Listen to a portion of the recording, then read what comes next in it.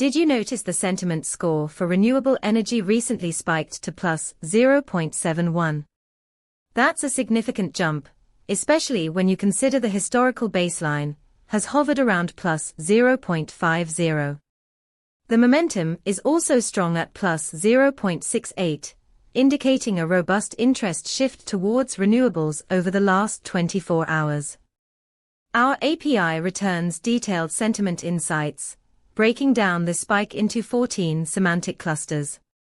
This means you can identify specific themes driving this momentum, from policy changes to technological breakthroughs. Imagine using this data to fine-tune your renewable energy investment strategy or marketing campaign. By understanding what's fueling this sentiment, you can tailor your approach to align with public interest effectively. Ready to dive in? Check out the documentation at pulsebit.logenterprise.com/docs to start integrating these insights into your projects.